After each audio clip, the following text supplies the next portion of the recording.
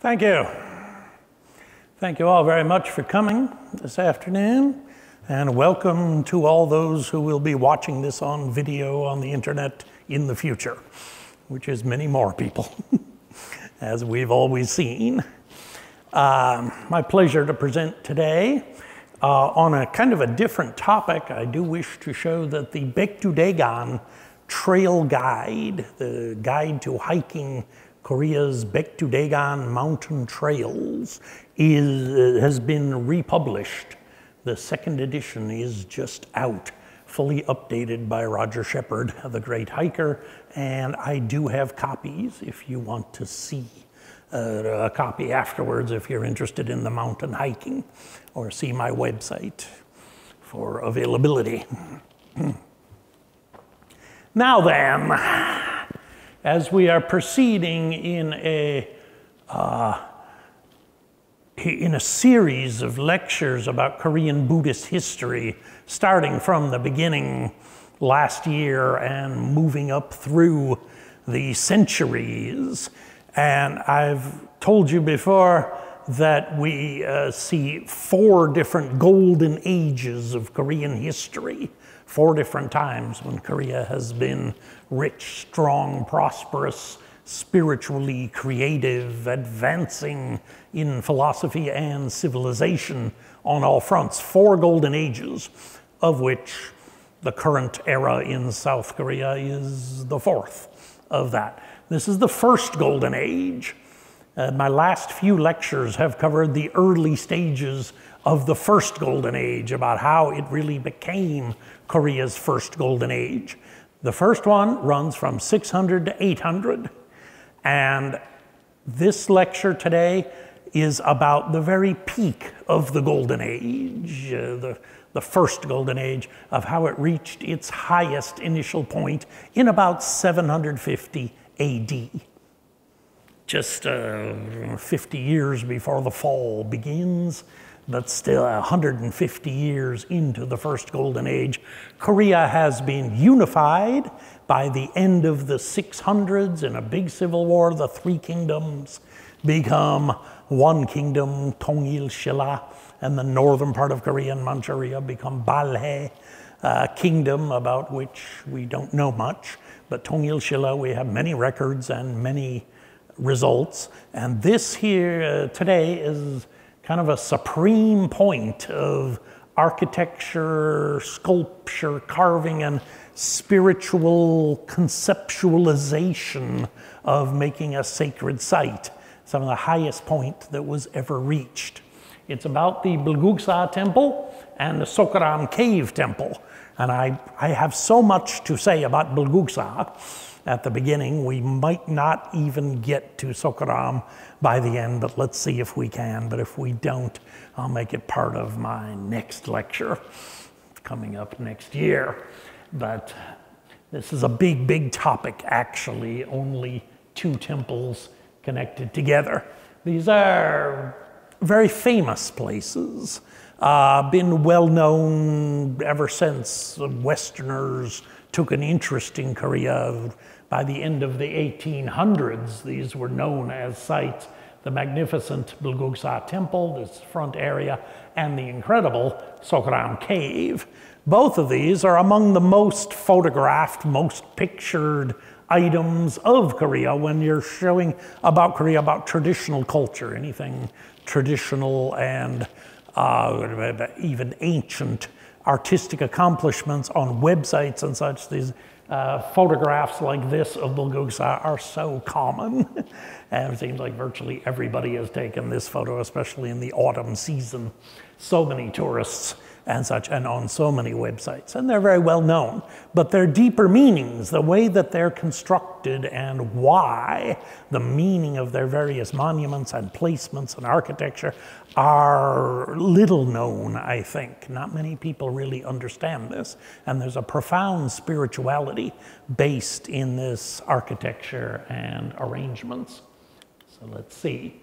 First of all, just to say their reputation, Bulguk-sa and Seokgul-am, and here's the Korean and Chinese, the Buddha realm temple. It could be Buddha kingdom, Buddha nation, or so, the realm of Buddha. It has kind of a double meaning. We'll get to that. And the Seokgul-am cave, stone cave hermitage, a very generic name, just stone cave hermitage, but there's a reason for that genericness of its name. Okay, now, first of all, it's one of Korea's 9 UNESCO World Heritage Sites. In fact, it was the first one ever designated. When Korea very first applied to the UNESCO World Cultural Heritage System, which now has 11 items on that list. When they very first applied, this was the first place that they said, yes, this is the best. This will be easy to qualify for UNESCO, and it certainly was passed without any problem. It contains 8 of the 308 national treasures of Korea.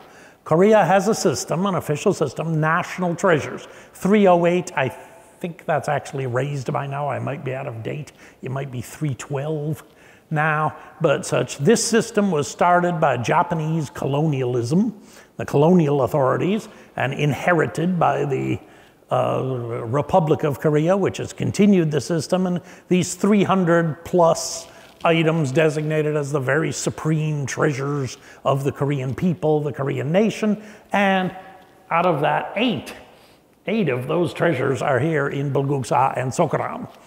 The 7 of them within Bulguk-sa and the Seokgul-am itself as the 8th one and such. So that's in itself. It is the highest amount of national treasures in one place, except for the national museums. Of course, National Museum of Korea has the greatest collection in one place of designated national treasures, but for national treasures in their original native place, this having 8 is indeed supreme. The Hwa-om-sa temple has 5, and the Bulguk-sa temple has 6. But with 8 here, it's definitely, of any single site in Korea, is the leader.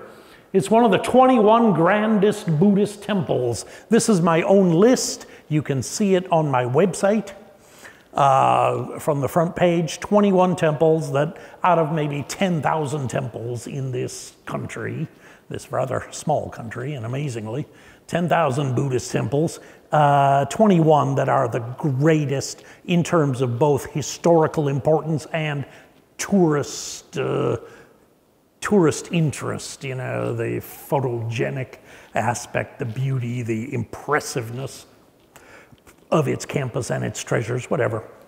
The 21 best, and this is certainly one of the 21 best. So most everyone among my friends who indulge in this sort of thing, trying to make a top 5 list of temples, this one always qualifies for just about anybody, even in the top 5 of the nation. It's within a Gyeongju National Park.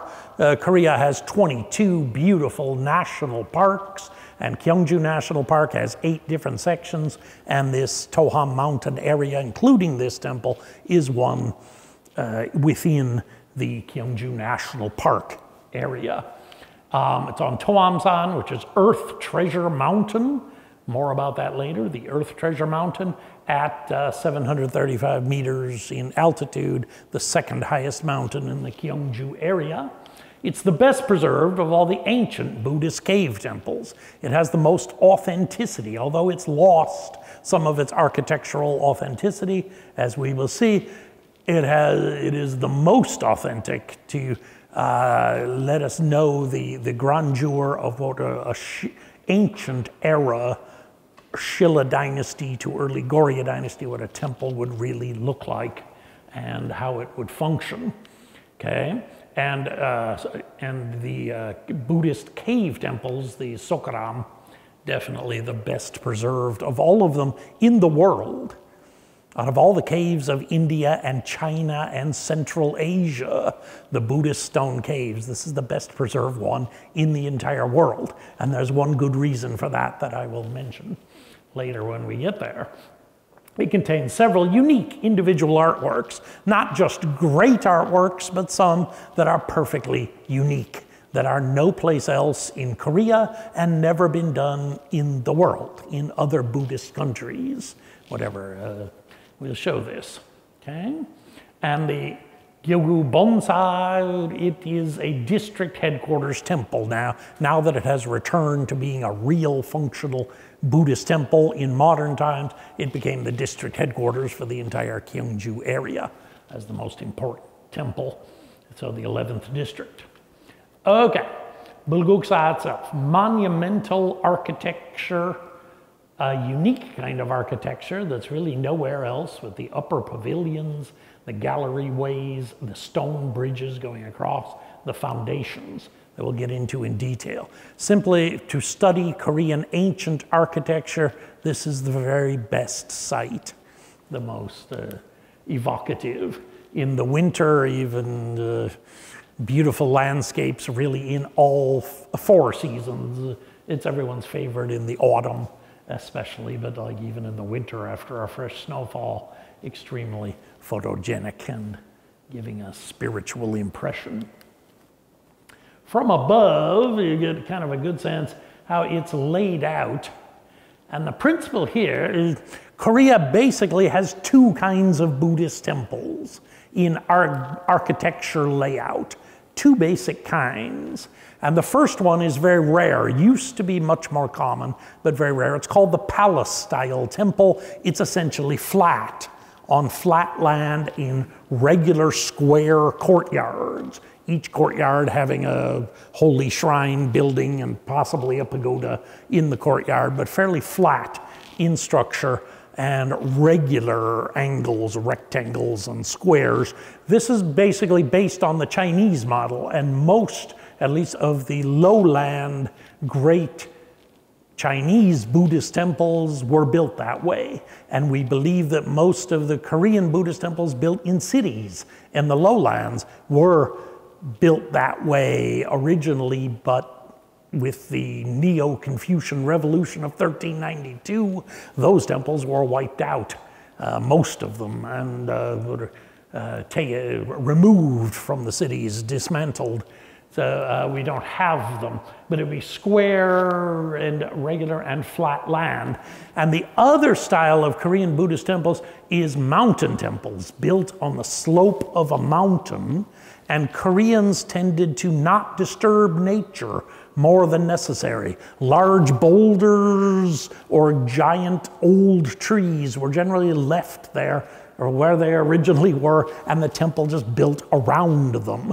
And according to usually a stream of water next to the temple, or even running right through the temple as a source of clean water for the monks to live, as well as just a beautiful stream and waterfalls coming through the temple, that would be left undisturbed and the temple built around it. So all these mountain temples are unique in design. No two of them exactly the same, because they're built according to the natural landscape of what was already there. Rocks, trees, stream water, whatever, and is according to the slope and the curve of the mountain ridge, the temple's built according to that. This is one thing that makes Korean temples so fascinating.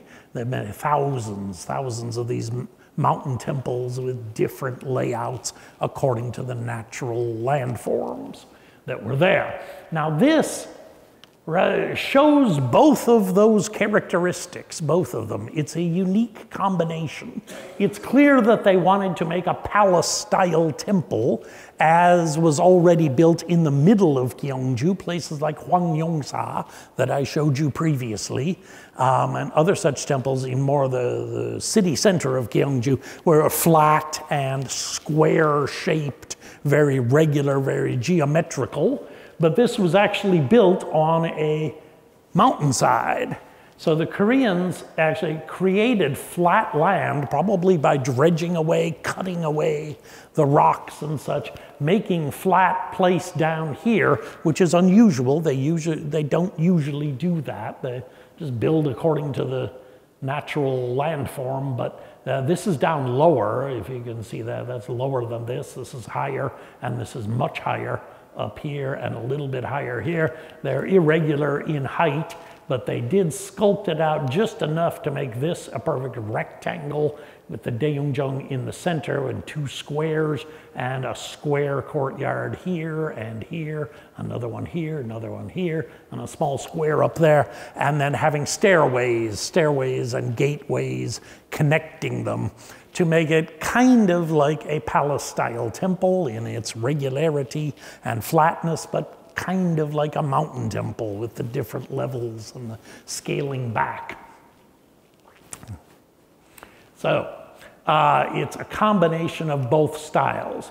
You see here our main features of the two great bridges, stairway bridges that come as an entranceway, and the two grand pagodas in the main courtyard, the main hall, the main Buddha hall, the meditation lecture hall, the Gwanseom hall, the Birojun hall, something missing here that used to be here, and we don't know what that was.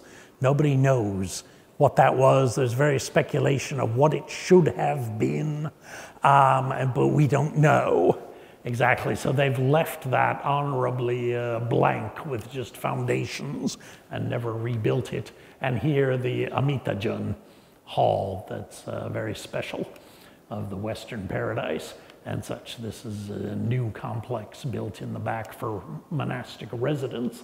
So this is built like a mandala, a Buddhist design with different features in different places, different Buddhas, different bodhisattvas, 3 different Buddhas, 2 bodhisattvas in particular places with a relationship to each other, a lateral relationship across and a vertical relationship up each side of there, with the Biro Buddha in back, something here, and then Amita Buddha here, and the main Sakyamuni Buddha here with the Bodhisattva of compassion back behind. In a particular arrangement, this would be in itself a meditative mandala.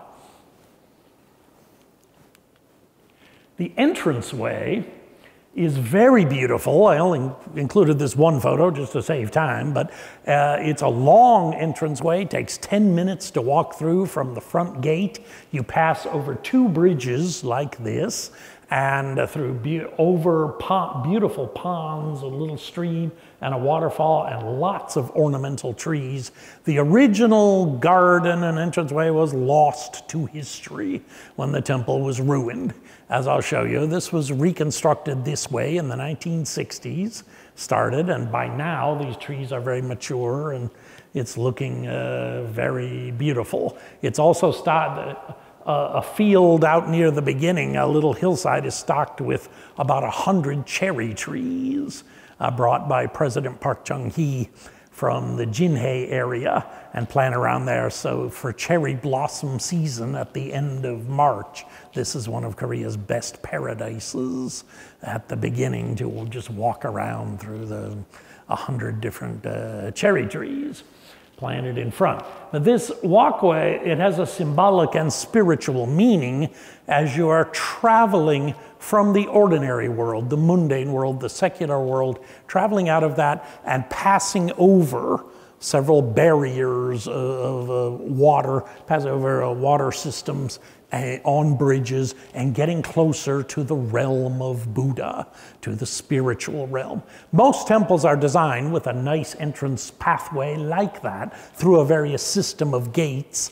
As you go through from the secular world, you leave that and come into the sacred world, slowly, step by step, becoming more sacred as you get up. There's a meaning in various Buddhist scriptures about crossing over. So bridges, and this is important later with the architecture, the crossing over a water source with a bridge, it means with some effort and by your diligent pilgrimage procedure that you are crossing from a previous more secular and profane world and a world of sin and mistakes, crossing over to a more holier realm in which you maintain a greater purity within yourself, that you practice the Buddhist teachings more completely and better, and you feel relieved of the burdens of this samsara ocean of suffering world, leaving that behind, finding relief by crossing over. So these the bridges have that significance to them within that, and and enjoying the natural beauty, making you realize the inherent goodness of this world, to see such a garden, a forest that's so beautiful, just to remind you, in case you'd forgotten in your urban city life, forgot just how beautiful the world really is as it grows naturally, and to just appreciate that simple, humble fact. Visiting such a place. The Ilchul Moon. Okay, this is one of the two front gates, because as this became a major tourist center, there's two different ways to get in from different parking lots. Such a busy place. This is the first one with simply Bulguk-sa written on there. Buddha, again, Buddha Nation Temple, Buddha Kingdom Temple, kind of with a double meaning, a dual meaning possible. That, number one, that Shilla, the kingdom that established this, the Shilla kingdom, is really a kingdom of Buddha, a kingdom where Buddha is supreme. They wanted to say that. They had started out with a very strong shamanism in the very early Shilla tribal confederation, and as they became a kingdom, adopted Buddhism with a lot of shamanism mixed in. But by this point, by 750 AD, having become truly a Buddhist kingdom, a thoroughly Buddhist kingdom where everyone was a believer and the king was a leader of the religion. So Buddhist nation. Also, the double meaning, the idea of the realm of Buddha, again, different from this secular and profane world, the sacred, holy world of Buddha, which something you could realize by pilgrimage and worship activities and study and meditation can get you to a experience of the realm of Buddha, which is often depicted in much Buddhist artwork. So both of those meanings possible. This is the other entrance gate, much bigger, used by tourists to the main park area out of a gigantic parking lot. And this uniquely says Tohamsan Bulguk-sa, from left to right. You know that, like in this one, Bulguk-sa, most all of these signboards go from right to left, which is the traditional Chinese way to do it. This one was done from left to right, and it was written by Korean president and military dictator Park Chung-hee himself, who took a great personal interest in rebuilding and reviving this temple.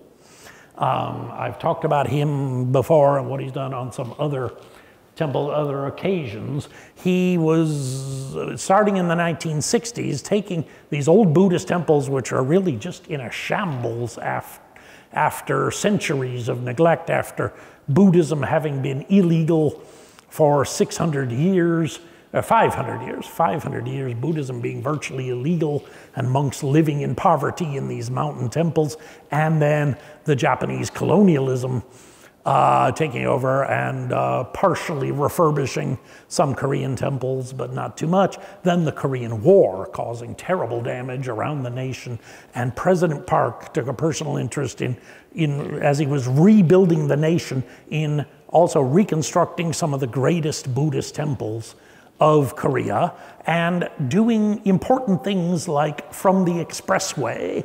And when he built the expressway of Korea and the national highways, putting in exits going to those temples and paving the road. It's a simple public engineering thing, but it was really important to allow Korean people now to get to those temples. By the 1970s, these temples become accessible with a paved road and a parking lot. Buses, people could take buses from the cities, from their towns, from Buddhist associations, even in villages, take a bus and actually get to Bulguk-sa Temple in a few hours or 5 or 6 hours from Seoul, instead of what would have been before a 3 or 4 day journey with great difficulty. and something, but this could be accessed then. And indeed, by the late 1970s, they were even bringing bus caravans of school children, 20 buses at a time of school kids in a giant parking lot here and able to go in and see this temple. This temple in particular, he rebuilt as a tourist site. There weren't any Buddhist monks there at that time. And maybe there's one or two monks sometimes coming in as kind of caretakers or do a quick ceremony in front of the statues, but really no resident monks. It was rebuilt as a tourist site. President Park had a general plan. He wanted to inspire the young people of Korea. When he took over, Korea was one of the poorest countries in the world, in a situation of devastation and dire poverty of hungry people. He wanted to build a big, strong, great nation and wanted Korea to become rich. To do this, he wanted to inspire the younger generation to be able to show them that, look what your ancestors did. Simply.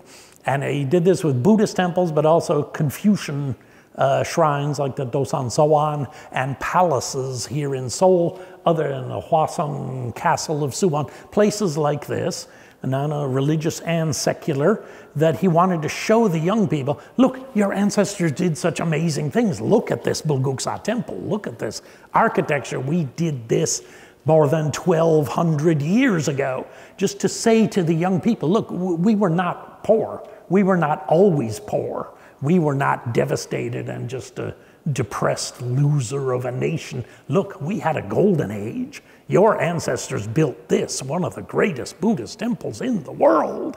And so we are that kind of people. We Koreans, we have ability. We have the conceptual power and the engineering skill to make some of the best stuff in the world. We did before, we can do it again. We had a golden age before, we can get another golden age. Look at the evidence. So this was rebuilt as a tourist site with that very deliberate ideology to show the young generations, and even later to show the foreigners, even the American army that was here, the very rather few visiting Westerners or Japanese tourists, to show them and say, look, we may be very poor right now, but we used to be something really great. Don't look down on us. So he did this signboard in his own calligraphy, President Park, and it's hung there. And the reason, because of modernism, his idea of modernization, doing it from left to right. He did the same thing, for example, of the Gwanghwamun Gate in downtown Seoul, did it from left to right, and in that case, even in Hangul characters. So, the monumental architecture here, beginning with rough stones on the bottom, coming to cut stones above that, and then an open, airy stone railing.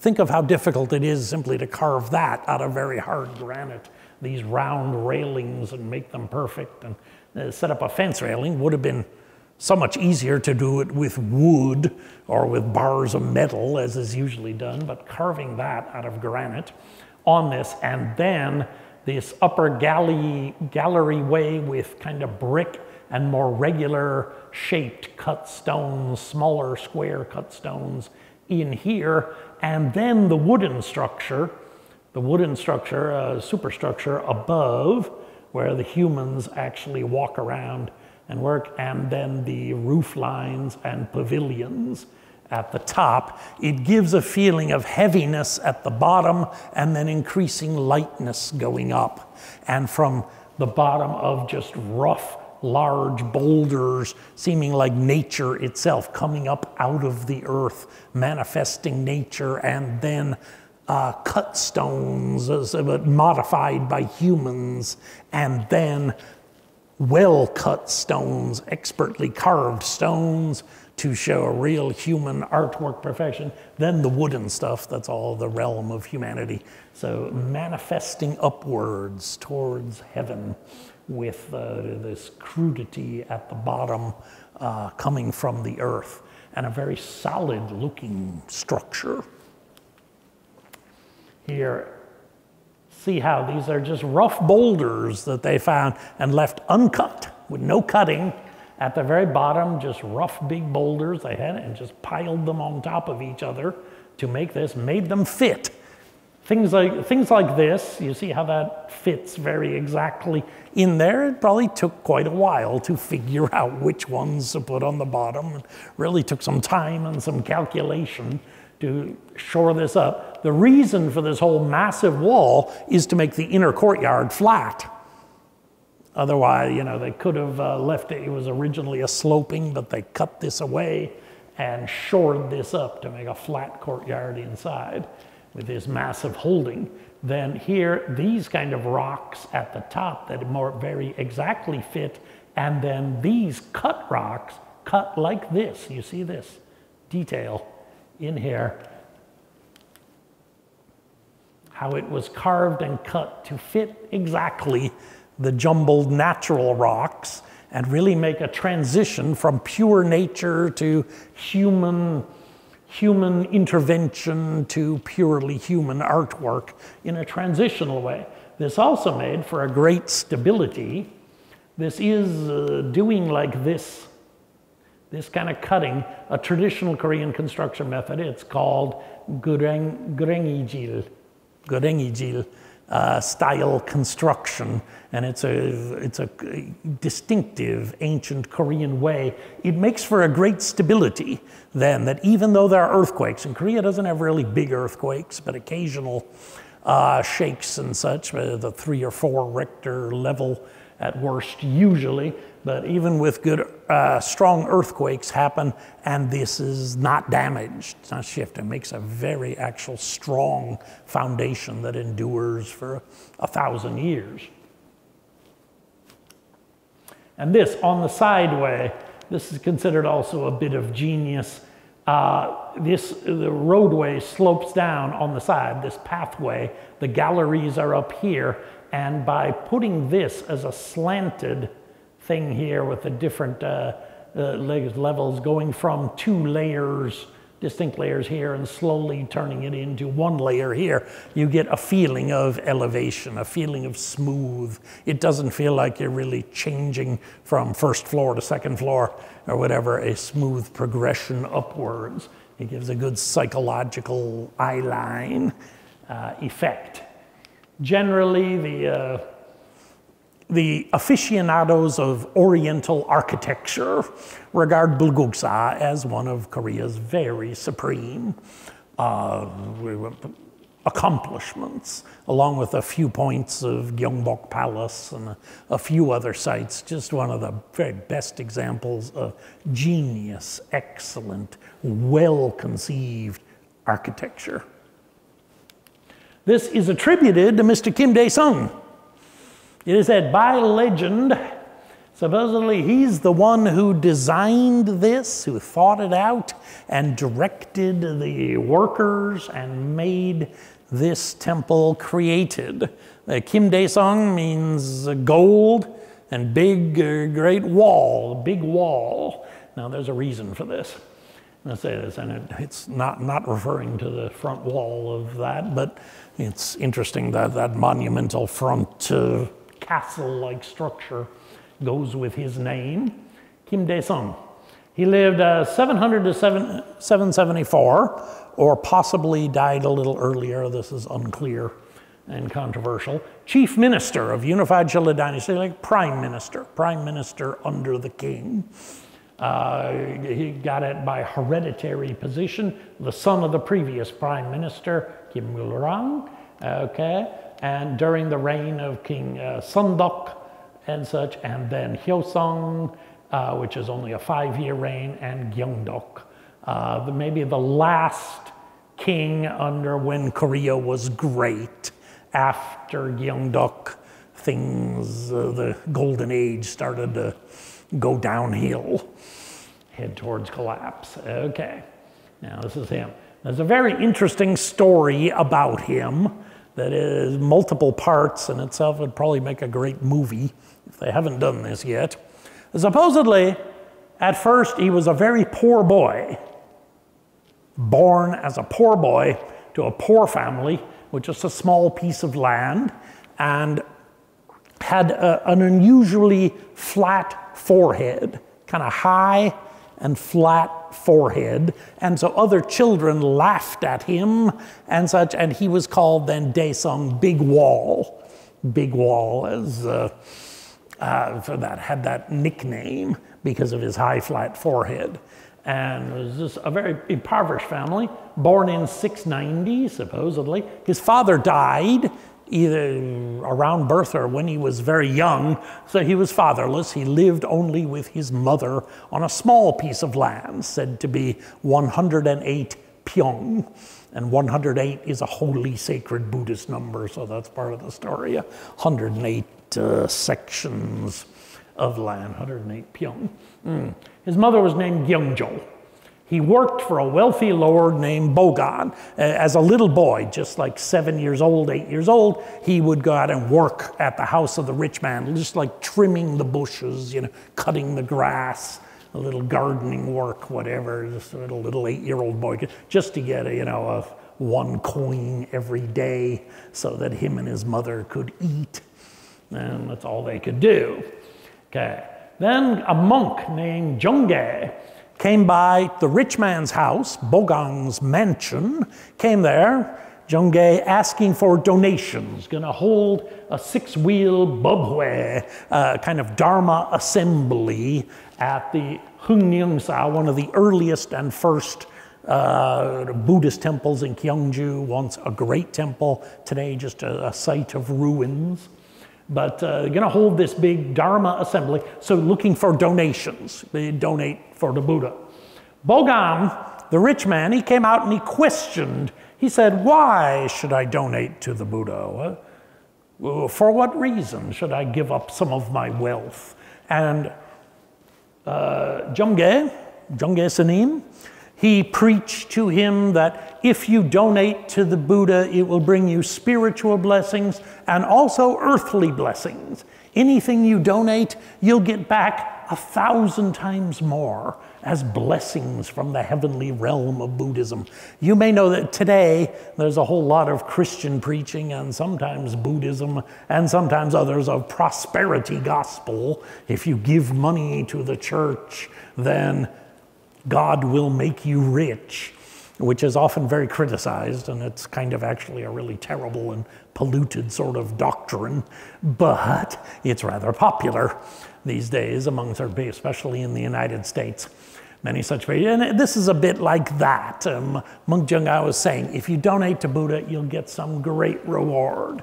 It will enrich you, not only spiritually, but materially. Now, he said he'd be repaid 10,000 times. Man, the Korean word, 10,000 times more. And see, the little boy, Kim Dae-sung, he heard this. He's working, cutting the bushes, and he overheard this, heard the monk say this. So he goes back home to his mother, and he says, Mother, the reason why we are so poor, we remain in such poverty with no hope, is because we have not donated to Buddha. So if we donate to the Buddha, to this kind of thing, we'll get back 10,000 times more. That's how it works. And such. And his mother said, well, that's religion, but let's be practical. We have nothing. We have nothing. There's nothing to donate. We're just barely staying alive here. But then his mother went to sleep, and they had this 108 pyong, 357 square meters, if you want to know. And they had this little piece of land that was left from his father, his only inheritance. He stole the piece of paper and the tojang that signified for ownership of the land, and he raced to find this monk, Jonggae, and he found the monk, and he said, here, I want to donate our family land for this Buddha assembly, just like what you said. And Monk Jonggae did the moktak and blessings and say, yes, you will be blessed. You're a good boy. Thank you very much. And then Daesung goes home, and his mother is away. I donated our land to Buddha, and she says, well, now you've done it. Now we are homeless. Congratulations. And they were homeless. They end up downtown Gyeongju, just out on the street, begging for food. And then it's winter. Winter comes in, and the flu virus goes around, and little boy Daesung out there on the street, he gets the flu, and he dies. He's dead, and his mother is left there on the sidewalk alone. Okay, if this was a normal Korean story, it would just finish there, because they tend to rather gloomy things. But there's more to the story. You will be pleased to know that 49 days later, and this is what it takes, 49 days of funeral ceremonies, 49 days is the transition through the bardo and Buddhist heaven, Buddhist hell situation, judgment by the 10 kings. That's the belief in reincarnation, 49 days. 49 days after little Daesung died, there's a big black cloud forms over the house of the Prime Minister of Shilla, the second most powerful man in the kingdom. Prime Minister Shilla, he's married with a wife, but they've had no son. They had a couple baby girls, but no son. And so very worried, very concerned about the situation. And they had been praying to Buddha, please, we need a son for our family. And big black cloud forms, and there's thunder and lightning. And in the thunder, the booming thunder sound, everybody in the town, everybody can hear the thunder. Seems like a human voice saying, the Prime Minister will have a son. It will be granted. That night, Prime Minister's wife gets pregnant, by the usual method, I suppose. And 9 months later, a baby boy is born to the Prime Minister's wife, baby boy. And guess what? As soon as it's born, everybody notices. It's very unusual. It seems weird. Got an unusual flat forehead, flat and high forehead on the boy. Weird. And his fist is closed like this. Fist is clamped up. Okay. It says, and holding this, and will not open. Okay, when he's born, just like this. But then 7 days later, 7 is the holy number here. Remember, 7 times 7, 49. 7 days later, the fist then uncurls and opens, and on the lines, on the palm, in kind of golden lines, it has Chinese characters, Daesung. Daesung. So, the Prime Minister is overjoyed, but then he notices this, and people are talking, saying, and people said this must be connected, and Prime Minister says, so find that woman, that old beggar woman who's out on the streets begging, find her, bring her here. And Gumjae, Mother Gumjae, comes to the Prime Minister's house, and she sees it's Daesung. She recognizes, now he's the son of the Prime Minister and his wife, there's no doubt, but for Gumjae, he says, why don't you be the nanny? Be the nanny of this little baby. You can help us take care of him and such. So therefore, Gumjae gets good fortune. Instead of being homeless, beggar, she's now in the house of the Prime Minister, wearing silk clothing and eating good food for the rest of her life. She lives a good life in the end. Now, this is a reincarnation. This is a story of reincarnation, which was a new thing to Korea at this time. Take note. Reincarnation is an idea from India, that we have a soul, a kind of spirit, an Atman, so that comes back again and again in different forms, in animal form, plant form, God form, human form, different times, recycling again and again until we achieve an ultimate liberation. Sakyamuni Buddha was actually against this idea, or at least ignored it. Sakyamuni taught that there is no Atman, the permanent immortal human soul. He said there is no such thing, therefore there's nothing to reincarnate. If you just realize this, there's no more cycling through birth and death and karma. So it's not really a part of original Buddhism, but a popular part of Indian culture. And so as Buddhism moved across the Silk Road, the Mahayana Buddhism, they took in some of these parts of Hinduism that had originally been excluded, brought them back in, and there was kind of a belief in reincarnation, and Buddhist heaven and Buddhist hell concepts had developed by the time this reached China. And this was a completely new idea for the Chinese. They had never considered reincarnation. Chinese believe that you just live on this earth one time, and that's it, and afterwards a ghost world, and you slowly fade away. This was a new idea, and the Chinese got fascinated by it. It was definitely a new idea as Buddhism came to Korea, a new idea, something that people couldn't really understand. This is one of the first stories we have in Korea that uses this concept of reincarnation. Now, it might even have a secondary different meaning, deeper, as far as adoption. In Chinese culture, which Korea in these days, in the first golden age, was modeling itself on Tang Dynasty Chinese culture, Chinese had a lot of adoption. Adoption has always been pretty easy in China. Rich families, if they didn't have a son, or they only had one son perhaps, or whatever, often adopted a boy from like a poor branch of the same family, or one of these local villages they controlled. If there was a boy who was smart and had leadership and ability, a little child, they could easily adopt into their family. That was no big thing. Koreans did not. Koreans, ever since we know about Korea, have been very concerned with bloodline, with a pure bloodline, exactly, father to son transition of mother to daughter, mother to son of bloodline, exactly. And Koreans don't adopt into their family, not very regularly. In the 20th century, this became very starkly clear, like after the Korean War, when there were so many orphans, so many war orphans, and nobody would adopt them, not even their own aunt or uncle or cousins, whatever would adopt them in the family. Children were just left as orphans, and so many got sent overseas internationally because of this. A real reluctance to adopt, and that's always been part of Korean culture. It's interesting, this story, it may be actually a story of adoption, that the prime minister of Shilla not having any son, and he found a secret way, this poor boy who seemed smart and had good ability and strong boy, whatever, but it got him into the family and managed to make up a story like this to make it that this is my son.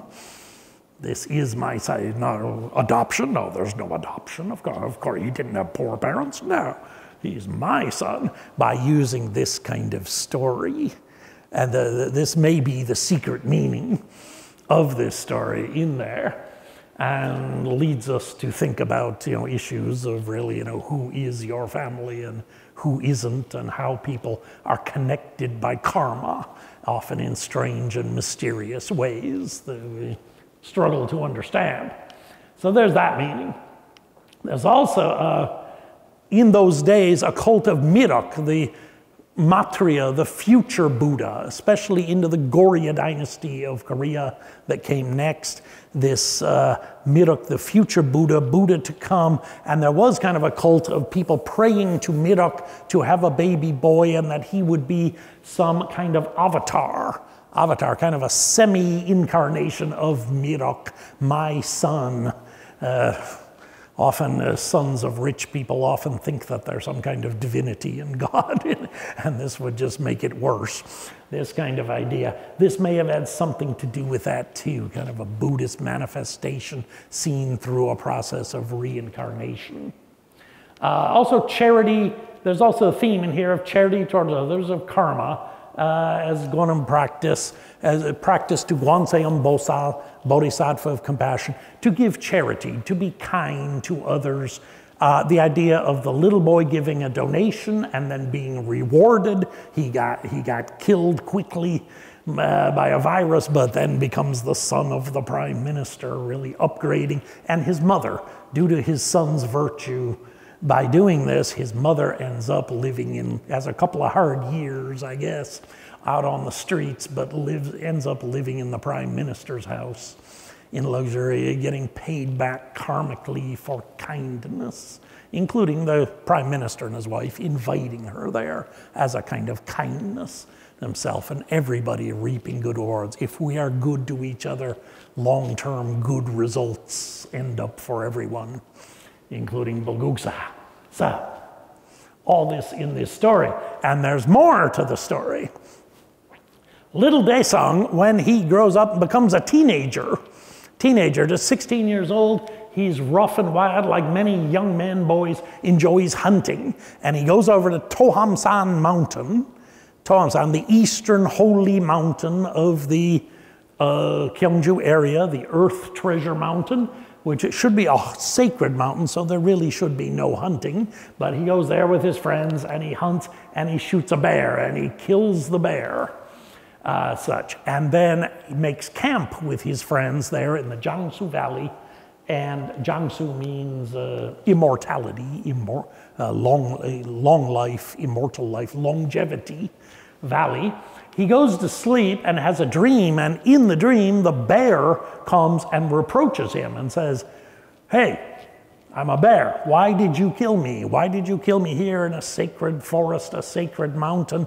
Don't you know it is evil to take the life of other sentient beings? The Lord Buddha commanded to be vegetarian and to not killing uselessly."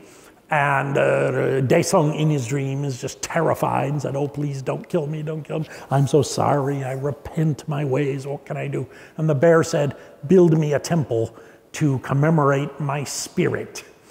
Then you can be forgiven for doing this terrible sin, this violation," and such. So he built the Jiangsu-sa temple, which no longer exists, but there's just a historic site and such in this valley, longevity temple, and that's got him inspired. The idea of building a temple to expiate past karma and memorialize the people who are important to you gives him this inspiration.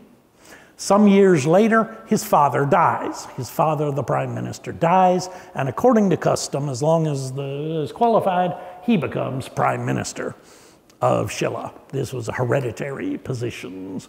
Could have been a nephew of one of his cousins or something, but yeah, he's chosen to be the next one. Then he becomes this master designer, architect, putting together this plan to build the greatest Buddhist complex anywhere that Korea has ever seen and such. He built those under the authority. King Gyeongdok finally gives him the authority, the money, the workers, assigned labor to do this. And he supposedly built them for his two sets of parents with grand clay images of his two sets of parents at these sites. Those do not exist now, and we have no evidence of them. It's just what an old record says.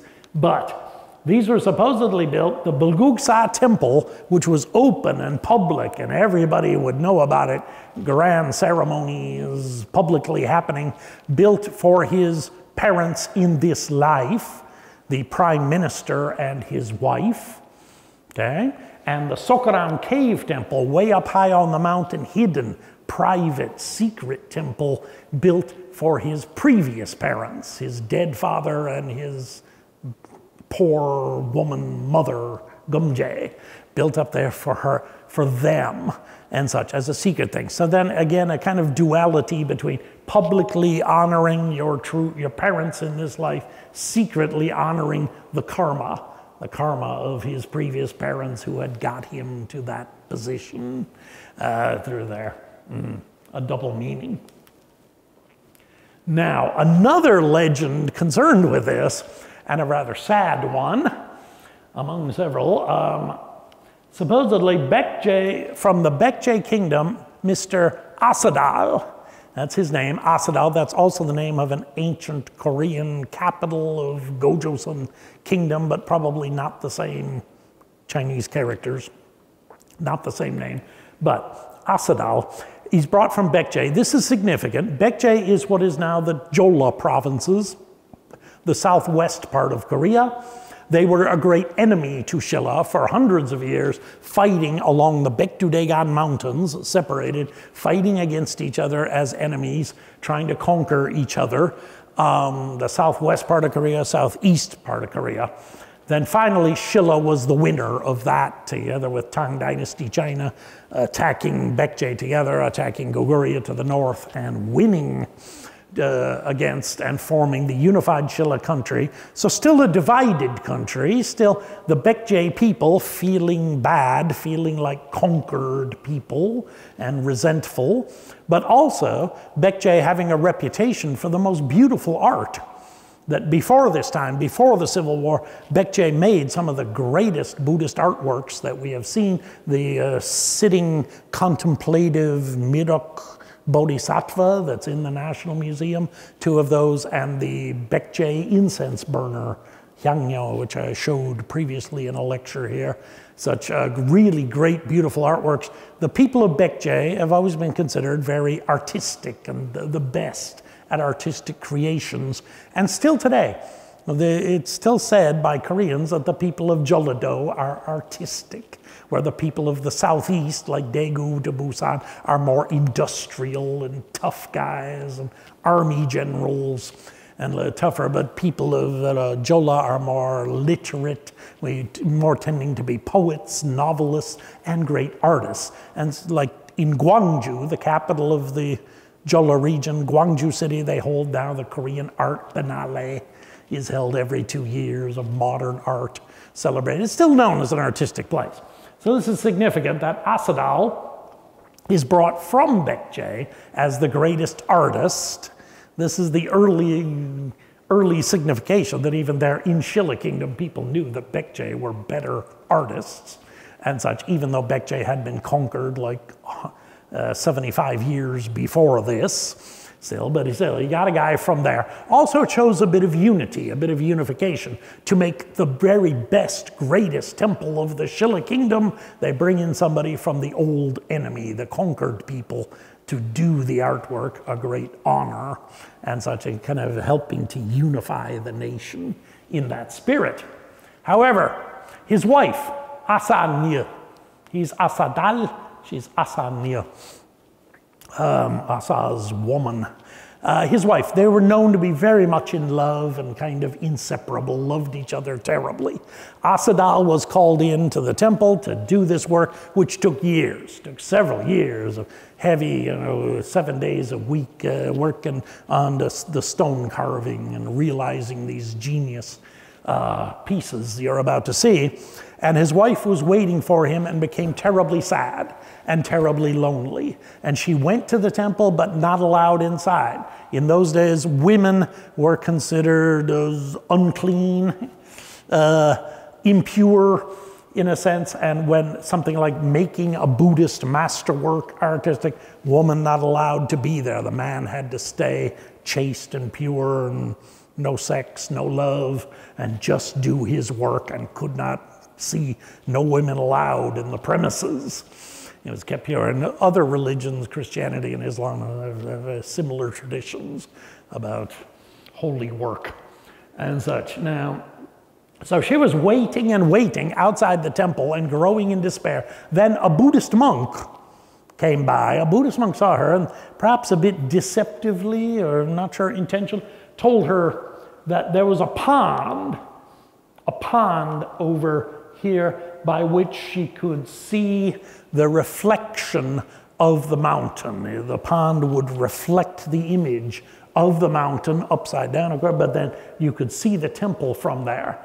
And she'd be able to see when the pagoda, the Sakyamuni pagoda that Asadal was working to carve, was finally finished and was up above the walls of the temple, the top of that pagoda, she'd be able to see that from the pond, and so she would know that it's finished, when it's finished, and she could reunite with her husband again. So she waited by the pond hopefully praying and wishing to see him again and waiting for that reflection.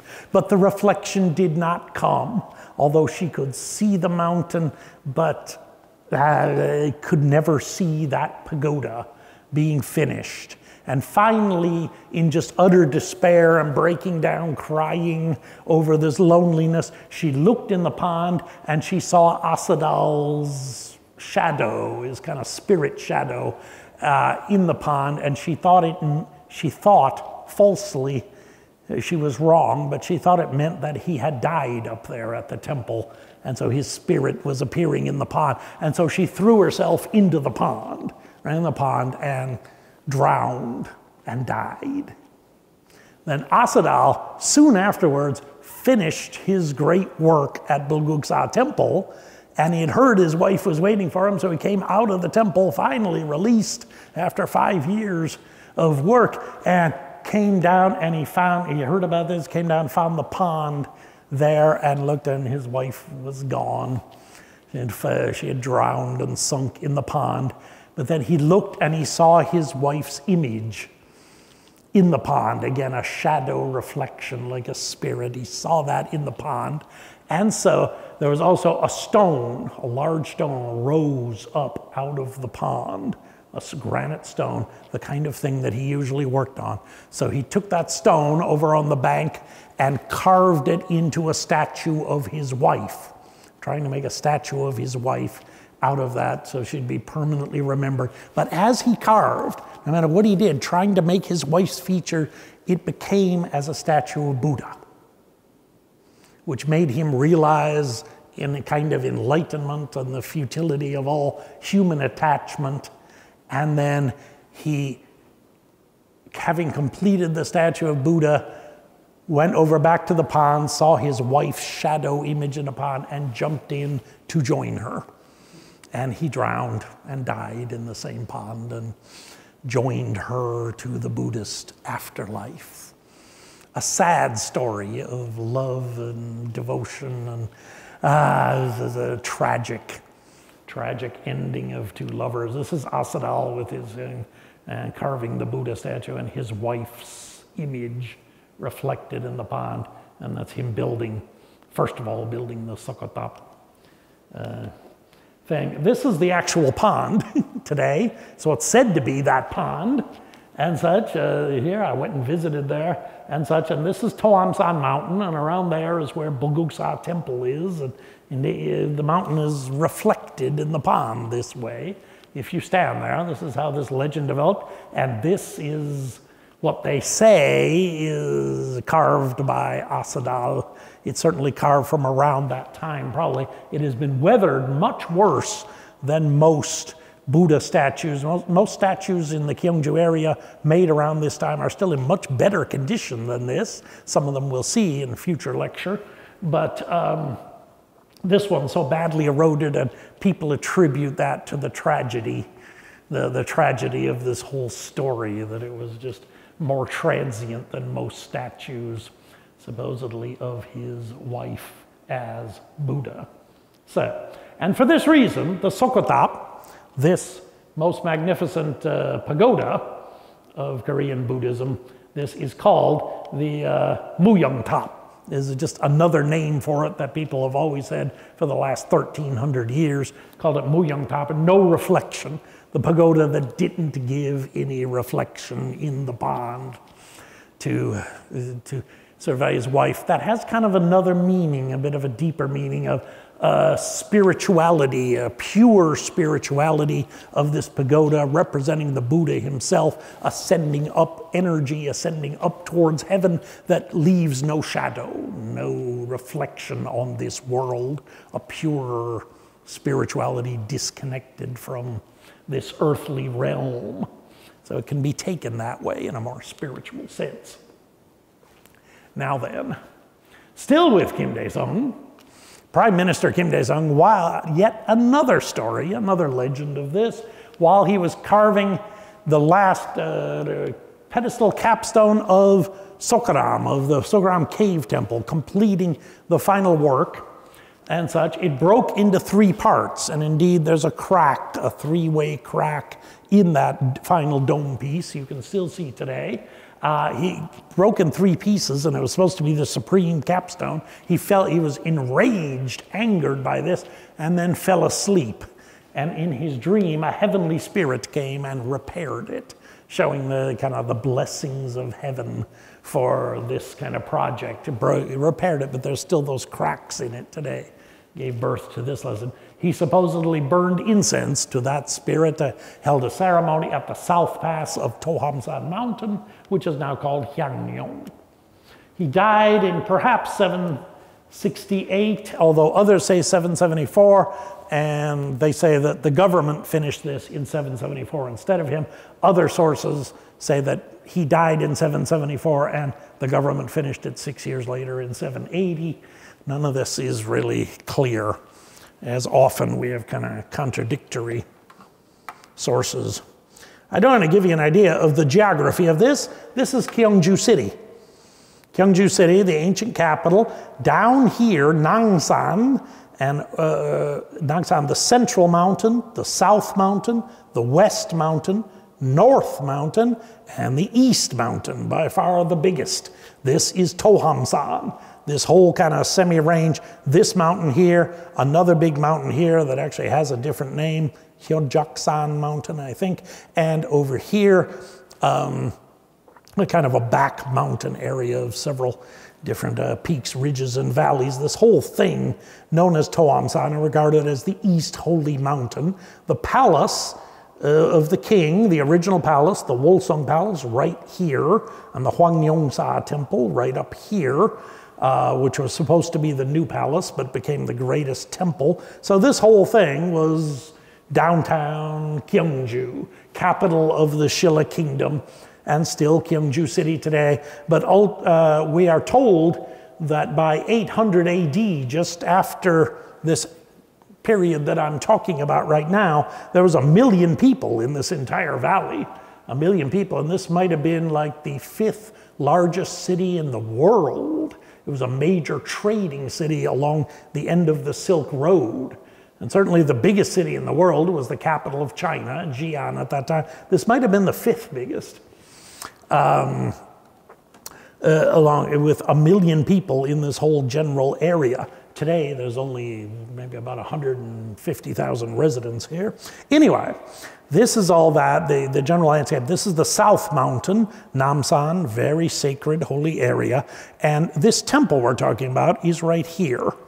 These little streams, the big parking lots complex, you can see here, the temple, right here at the southwestern side of Tohamsan, kind of facing south, the temple itself, but on the southwest slopes of the mountain, just by geomantic purposes. And if we boost this up a little bit, this is where the temple is, and this is that pond, the reflecting pond, where Asadal's wife waited for him and committed suicide. That's what they call, at least they designate that to be the pond today. It's about 4 kilometers from the temple. And again, you can see the reflection of the mountain in the pond, but not in nearly enough detail that you would never be able to see a pagoda. That would be impossible, so that kind of doesn't make sense that it's that far away, 4 kilometers, but here it all is. And a modern hotel complex here and such. And the temple, and then up this, what used to be just a very difficult mountain climbing path paved by President Park Chung-hee as a cement road by the end of the 1960s to get up here to the very top of the mountain, the Seokgul-am cave temple. Actually kind of on the other side of the mountain facing east, whereas this temple is kind of facing to the west and the south. This is on the other side of the mountain peak, so quite isolated from it and very difficult to get up there. There's a stairway also from the kind of a stairway path that goes up here more directly, very steep these days, but very, very difficult and very isolated. Way up this 750 meter mountain, the Seokgul-am cave is about 700 meters up there. So, pretty amazing in such this very secret hermitage was built so high and far above the main temple as a private chapel. And then there's just a little village here by the highway and Gyeongju City up here. But then that's the pond, supposedly. So, to return.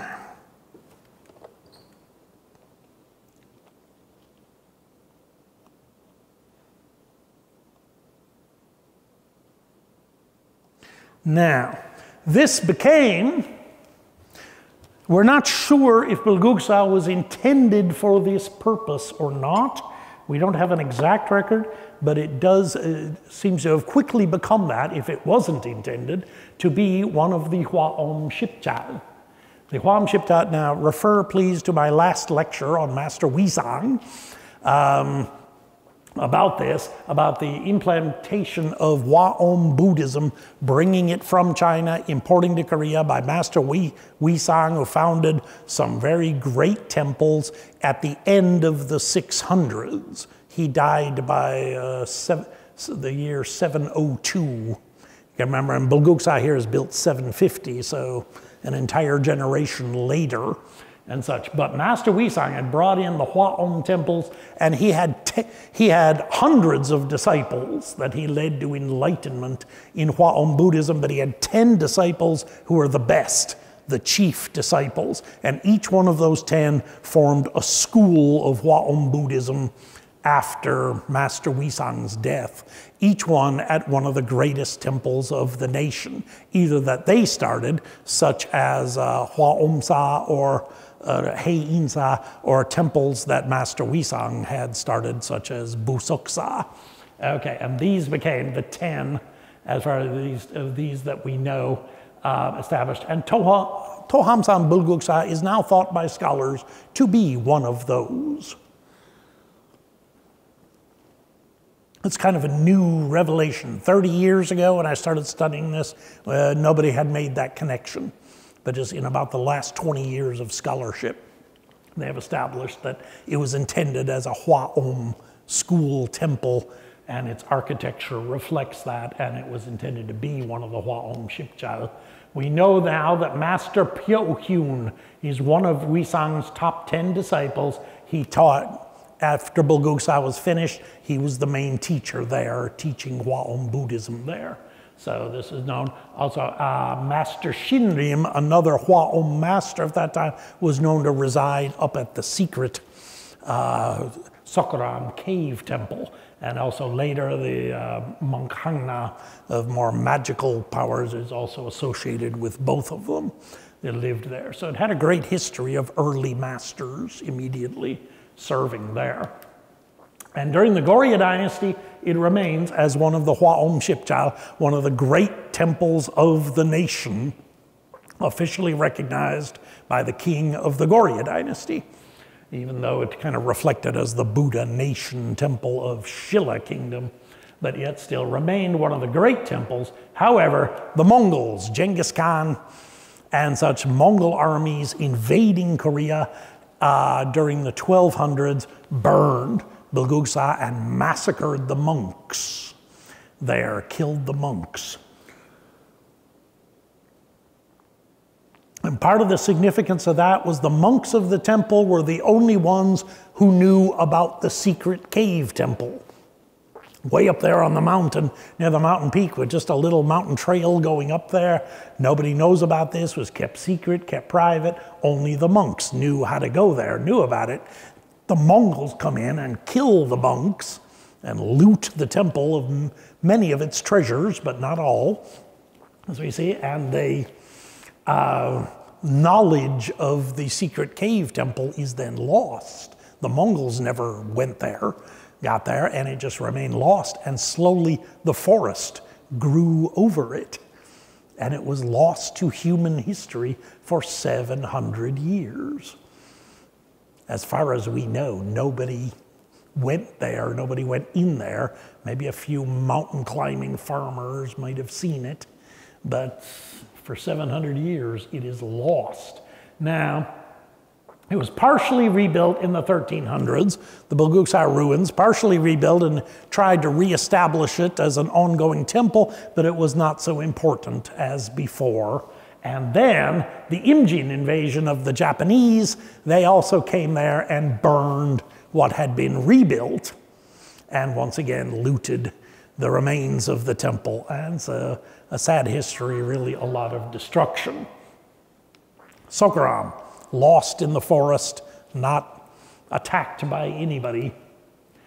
Then in the early 1900s, a Japanese mailman discovered Seokgul-am. The Japanese authorities had already found, of course, Bulguk-sa, the ruins of Bulguk-sa, and said, hey, that's quite amazing stone architecture. Maybe we should try to rebuild some of these things. And they did some early rebuilding. A mailman delivering, the Japanese started a mail delivery service even before Korea became a colony.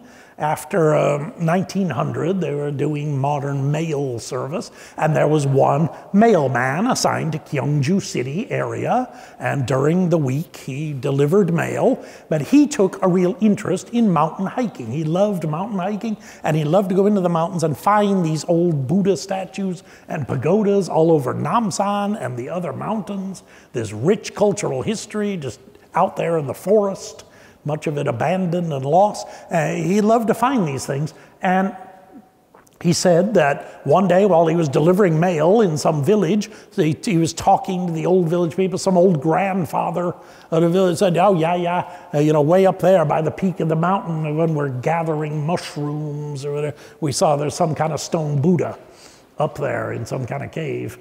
Stone Buddha just hidden by all the bushes and trees. And a mailman went up there for several weekends in a row, several times on Sunday, went up hiking around Toamsan, couldn't find, but one day then he found it. He found the clearing and such, and got behind the trees and such, and found the greatest Buddhist stone architecture ever made and such. And he reported this to his bosses, who reported it to the Japanese colonial authorities, now established, just beginning to be established in Seoul City here, then called Gyeongsong City. And the Japanese said, whoa, what's this? And eventually sent some scientists, some archaeologist scientists up there, found this thing and said, whoa, and did the first refurbishment.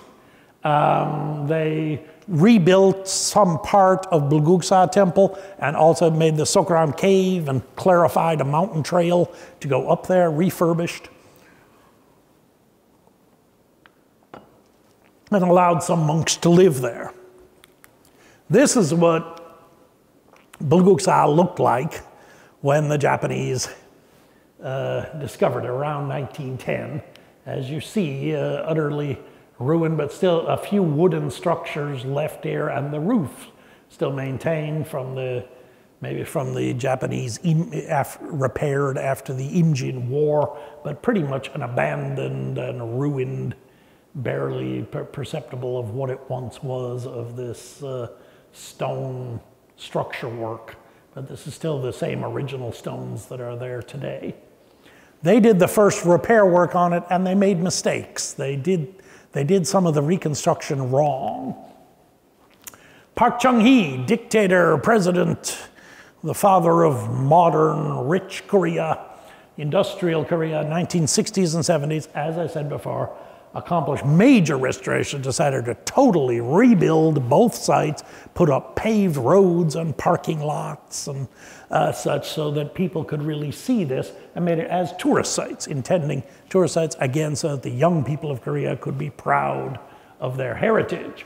He made also, his government made mistakes in the reconstruction, things that scholars today still lament, that in the rebuilding of Bulguk-sa is not completely authentic to like a Shilla dynasty style. Back in the 1960s, they didn't have much sense of how Shilla buildings were built, how they would be different, because there's really no drawings, no paintings from Shilla. We don't know. So a lot of it was reconstructed with some more Joseon dynasty Buddhist characteristics. The main hall of the temple still remained. It's from 1805 and still authentic, but other buildings kind of rebuilt somewhat in an inaccurate way, and the Seokgul-am cave temple restored with a little bit different stonework arrangement, which the purists still today protest over.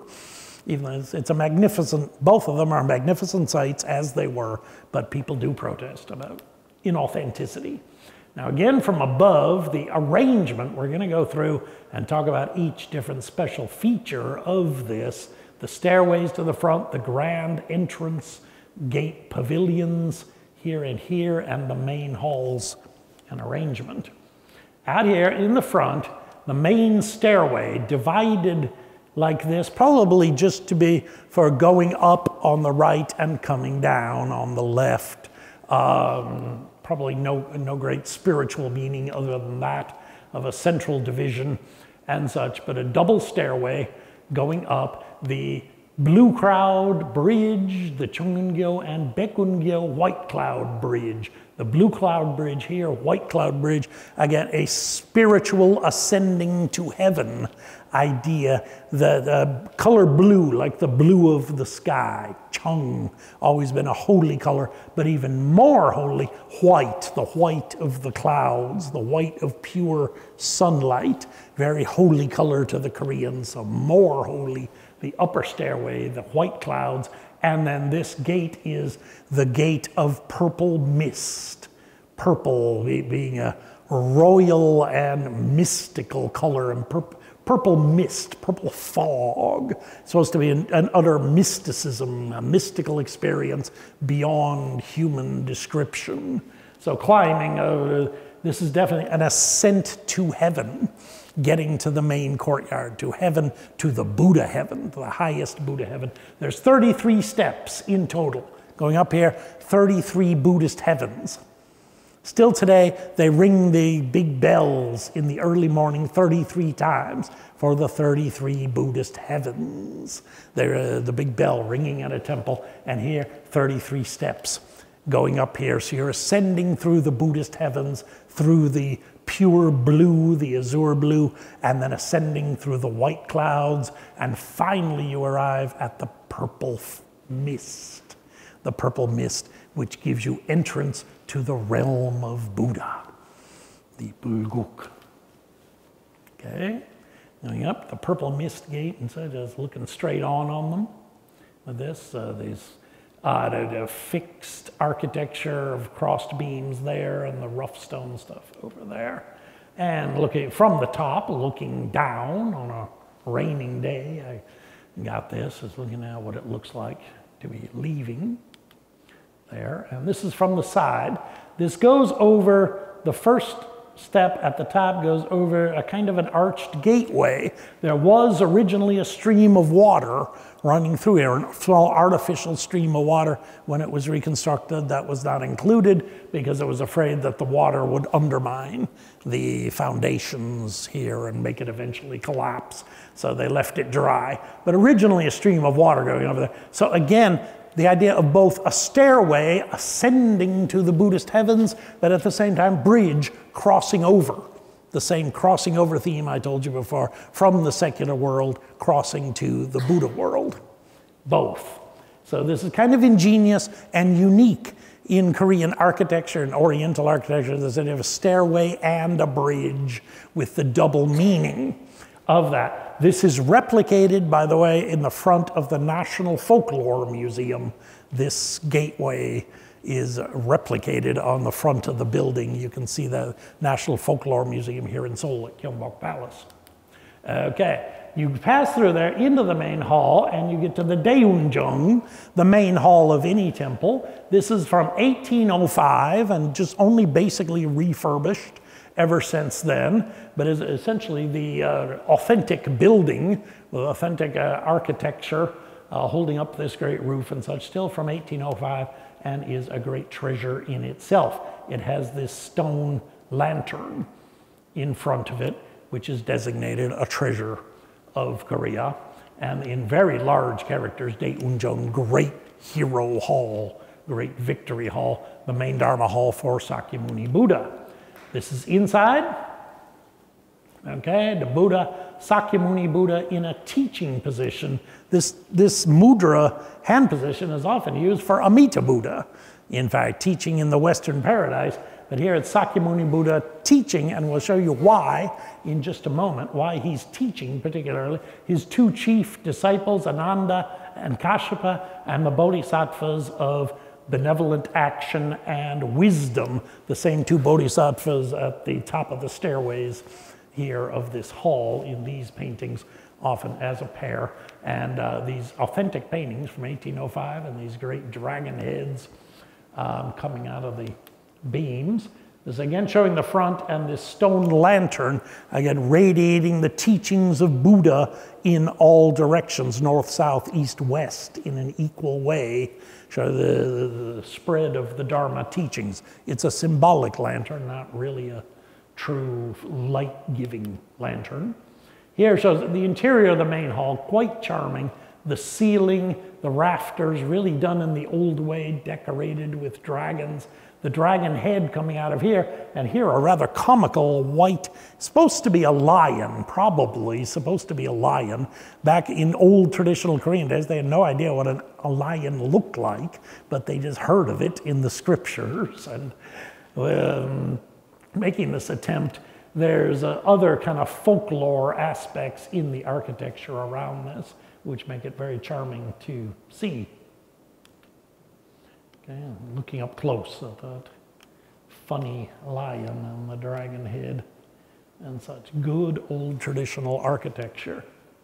In the courtyard, the most famous aspect of Bulguk-sa temple, the thing that is best known, these two courtyards. That's the same main hall we were just looking at, the Daeunjung, and there's the lantern.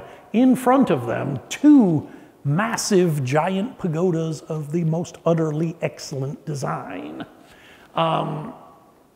Usually, the main thing for a Buddhist temple usually has one pagoda sitting in the center, one pagoda, something more looking like this, in the middle of the courtyard, and people circumambulate around that. Some temples have two. There was a particular style by the late Shilla period with the appearance of Zen Buddhism and such. Two pagodas, often looking something like this, side by side, but this is the only case where there's two different pagodas of completely different style, making a real matched pair of opposites within this. And these are both, each one is a national treasure in itself, number 20 and number 22. So again, out of the 8 national treasures. These are. The Seokgul-am is a rather typical design of the Shilla period pagodas, the Shilla kingdom, Shilla time, rather typical and ordinary of this, and like something 100, more than 100 of these were made in Shilla times and are scattered all over Korea, especially the southern part of South Korea. Such about 100 of these pagodas in various places with 3 stories like this.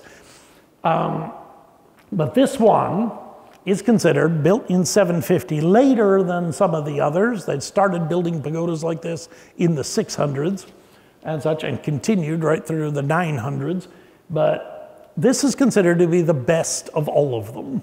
The best design, the best in its proportions, perfect proportions, grand height. It's really bigger than most of these pagodas. It's not the biggest one ever made. Those are in another place nearby Gyeongju City here, but bigger than most and monumental in design and just perfect in its design and proportions, and also kept in very excellent condition, really, considering 750 AD. When they took it apart in 1966, as President Park was refurbishing the temple, and they dismantled this pagoda so that they could put it on a firmer foundation and make it last another 1,000 years, put it back together. Inside, they found a reliquary, a golden box with great treasure inside. It had a Buddhist scripture inside, as well as other holy relics. And it was a paper scroll written on paper, and it had survived for 1,200 years, survived inside there. Paper scroll of the true words of pure and clean light scripture, made in 751. And now it's in the National Museum. You can see that paper and the reliquary box displayed, and it's listed by its national treasure itself, number 126 that piece of paper, because UNESCO certified it as the world's oldest woodblock printing. The oldest one in the world of a carved woodblock and then printed on paper. Korea also has the oldest metal type, movable metal type printing that happened about 500 years after this. The movable metal type, and that is certified by UNESCO. But this is the world's oldest woodblock thing. So Korea is very proud of its printing heritage. The heritage of printing far ahead of the Europeans as such, and exemplifying Korea's tradition of scholarship, of devotion to scholarship, publishing, printing, that goes from the Chinese culture that they inherited, this idea of literary scholarship and such. So that was inside of here. They replaced with another set of relics and put there the actual relics they keep in the National Museum. And then this, the tabletop Many Treasures Pagoda. This is absolutely unique. There's no other pagoda like this from traditional Korean times, and there's no pagoda like this from India or China or Central Asia, any such kingdoms. No real ancestry. Nothing quite like it. A unique design, which in itself makes it a great treasure for Korea. One thing to note, this lion statue here, a fairly good lion statue. There was originally 4 of them, and they're originally on the corners. And so again, purists, they protest about this, but only this one remains. And they put it inside facing to the west on here, up there at the top of the stairway. That's not a thing. They should be on the 4 corners, and there should be 4 of them. The other 3 disappeared, it's believed, during the Japanese colonialization. When the Japanese were refurbishing the temple, 3 of those lions disappeared. And still today, Koreans are hunting for them. We don't know. Nobody knows what happened. Someday, one of them may be found, for example, in the garden of some very wealthy family in Japan, their private house garden or whatever, next to some little waterfall. One of these lions might be sitting there or something, but they're not in any museum in the world or any collection that can be found. We just don't know what happened. There's no record, but there is this one lion remaining, thank God, which should be on the card. Otherwise, this is a monumental structure with 4 different sides, north, south, east, west, providing access, kind of like the idea of the lantern, access from all sides, open to everyone, and has a unique structure of these 5 pillars, north, south, east, west, center, coming up here and making a square single roof, but up here with railings as if a place to stand or visit, and then a higher pavilion, and inside little carvings in the niches here, and then up here a like lotus budding emanation coming up, or like the heads of snakes almost, holding up the final roof and a final finial with this thing. Each one of these, each stories, each section has kind of a philosophical meaning according to the Lotus Sutra of the 4 and the 5 and the 8 and the 6 up here, an 8-sided final roof, etc. It has various philosophical meanings, believe me, and it is a unique and wonderful design that is nowhere else. Today, this is often reproduced. There are many stone copies of this at various Buddhist temples and even museums, and so because it's one of the great original designs of Korea. Now, what the meaning of these 2 goes back to here is the Lotus Sutra. Koreans call it the Bulguk-sa. In plain English, the Lotus Sutra, usually called as all these different names, and this is the actual translation of this. It's a major scripture of all Buddhism. It is the chief scripture of Chunte Buddhism. They regard this as the very best of the sutras, whereas the Hwa-om Buddhism, the Hwa-om Gyung, the Avatamsaka Sutra is the very best, but this is the second best.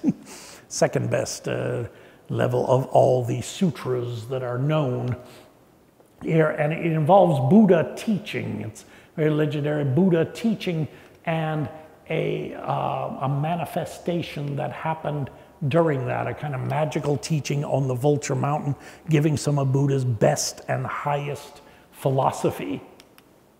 It is said in the Lotus Sutra, there's one chapter, one of the later chapters, where the Dabobul, that's what's called in Korean, and there's in Chinese or in Sanskrit, the Buddha of abundant treasures, the Buddha of many treasures.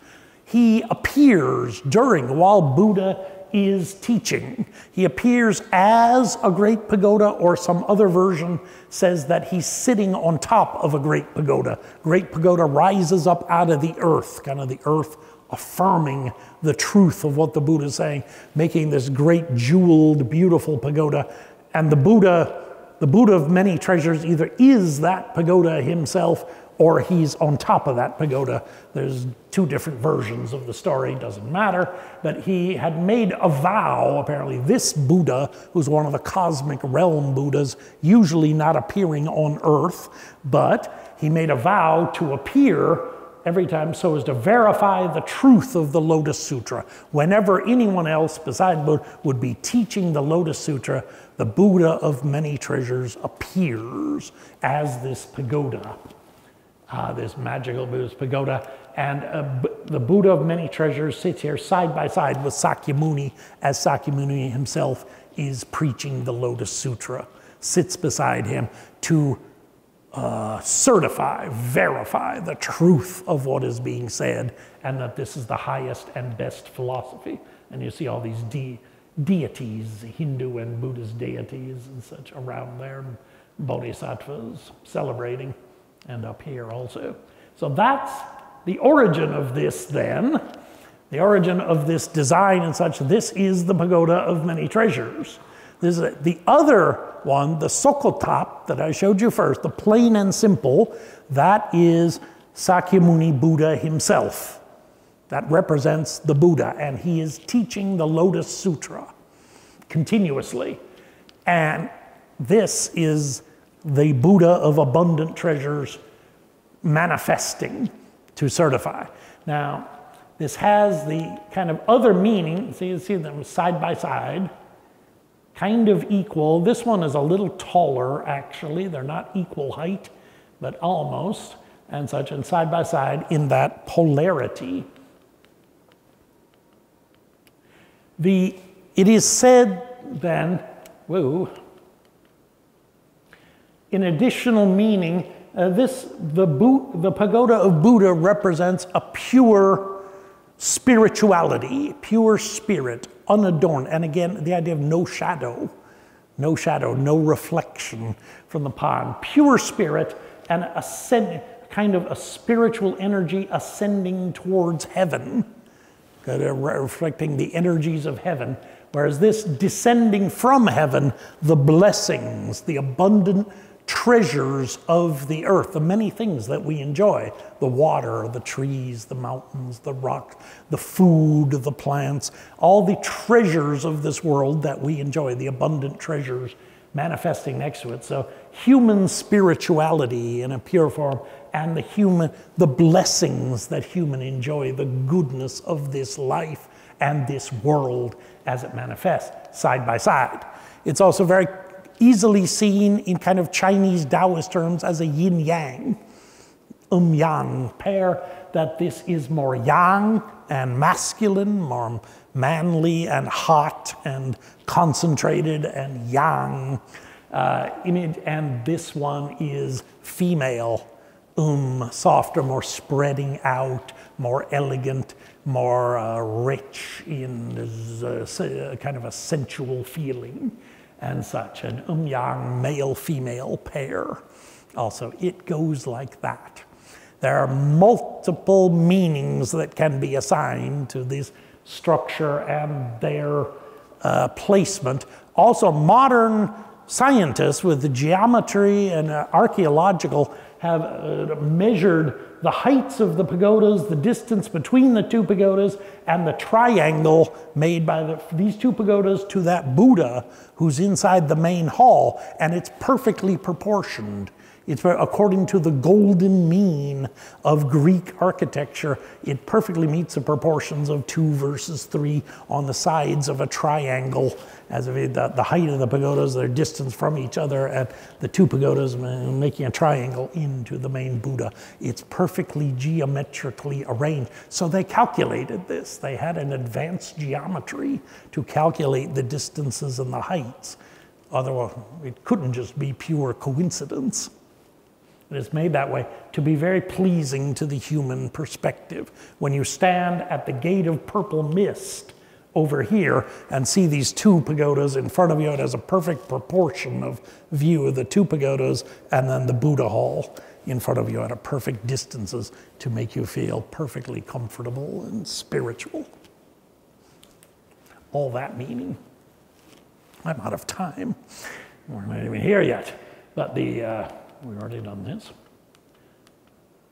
Let me do a little bit more and we finish. My God, it's 4 o'clock. So I will have to get to Seokgul-am in my next lecture. Okay, behind the main hall, the lecture hall and meditation hall, the hall of no words, called the Museljun. It's kind of ironic being a lecture hall and speaking, but a hall of no words or silence. And so it also, that mu also means empty, and very important Buddhist term, emptiness, the emptiness of human words, that ultimately they cannot show a real truth. Real truth has to be intuitively perceived, particularly within Zen Buddhism, Sambulgyo, as we talk about, the words cannot really express that completely. And so even though it's a lecture hall where they're teaching the monks, a reminder that these words are ultimately empty in themselves, just like in the Heart Sutra that we chanted in the beginning of this session. And inside this very nice architecture, artwork, and great simplicity. It has now been refurbished with a wooden floor ever since then.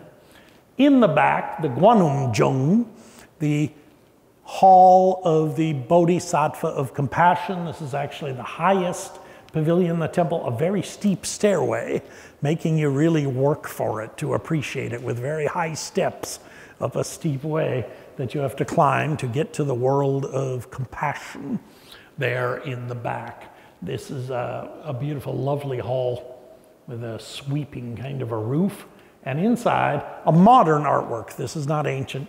Modern artwork of a golden statue of the Bodhisattva with a beautiful painting by a modern master of 1,000 hands surrounding that. Okay, I'm going to make this then part 1 and part 2 of this series, and I will stop at this point, and in my next lecture, which could probably be in February or March, we will finish about Bulguk-sa and get into the Seokgul-am cave temple and kind of tell the rest of this entire story. So please come again for that. And thank you very much for listening today.